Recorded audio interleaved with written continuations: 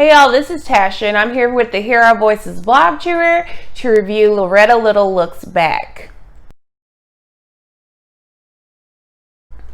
Loretta Little Looks Back is a middle grade book written by Andrea Davis Pickney and illustrated by Brian Pickney. Ooh, I don't know if I can get that out. Anyway, and what it does is it follows three members of the same family, all at different generations. It goes from when the family, the first narrator, who is Loretta, when she is a sharecropper, and it talks about her going to school and then having to quit school to help to support the family on the sharecropper. I like the way that it discussed in Loretta's section how slavery was still a thing even though it wasn't called that anymore. I really enjoyed that. In the second section, we follow Raleigh, who is this baby that Loretta and her two older sisters found in a field one day while they were out picking cotton. And this follows him as he is a child, and then he grows up and becomes an adult, falls in love, and then has a baby. And the last perspective is Aggie B, who is Raleigh's daughter. And she's raised by Raleigh and Loretta, her aunt.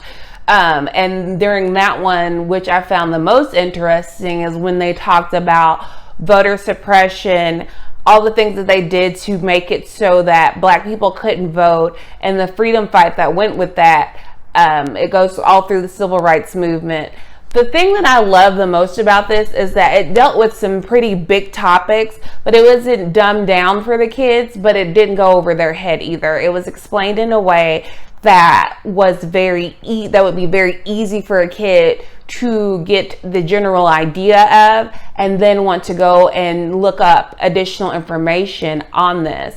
This book spans from, I want to say, let me see.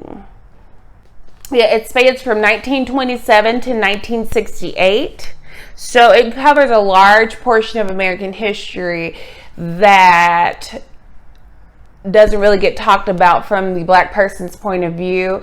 There are some historical events in here that I didn't even remember hearing about, like the poisoning of African Americans who were able to work and get their own parcels of land, the poisoning of their animals so that they couldn't thrive and would still have to be sharecroppers for these larger plantations. I had never heard of that. I also liked how in Loretta's section, she's diagnosed with a chronic illness, and it talks about the mistrust that she had for doctors and how it was just general that Black people mistrusted white doctors because of the things that white doctors did to Black people during this time. I thought that was very interesting. That's something that I've never seen in a children's book, even though it's something that I have read about. This book really put me in mind of a lot of the books that I read growing up, like Roll of Thunder, Hear My Cry. The American Girl Addie books were really good too. An adult book that's something similar to this would be like Homegoing by Yajasi, that covers little known events that happened in Black history. That one was real good. Let's see. That's pretty much all the ones that come to mind immediately. Those are all very good books that I would recommend, and I will link them down below if you're looking for read-alikes at a couple of different age ranges.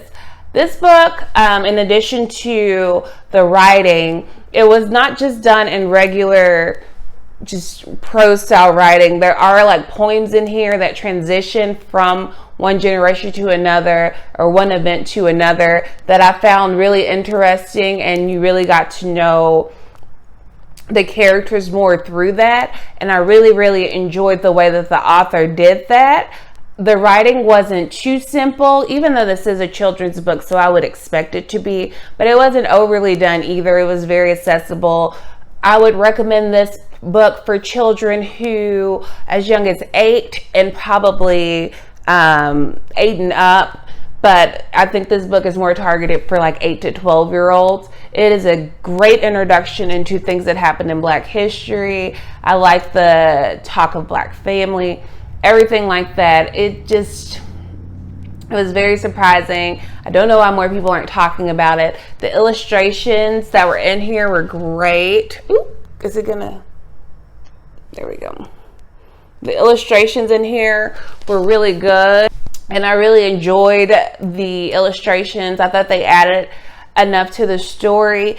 Reading the author's note, it does say that this is more like monologues, and so you get little vignettes from everybody's perspective about different events that happen, but it still creates a cohesive story where you kind of see the stuff rolling. Each new section starts out with the person who's speaking, where they're at that moment, and the year. And I thought that was really interesting. I had never seen anything like that. I read this fairly quickly. It was so engrossing. I really, really enjoyed all that this book did. So this is Loretta Little Looks Back by Andrea Davis Pickney, Pinkney, and illustrated by Brian Pickney.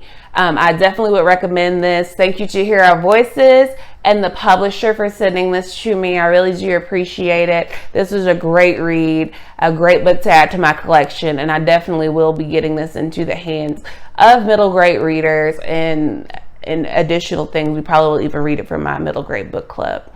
So that's everything that I have for today. Please like, comment, and subscribe if you want to, if you enjoyed this video. I have nothing else, so I will see you all in the next video. Bye.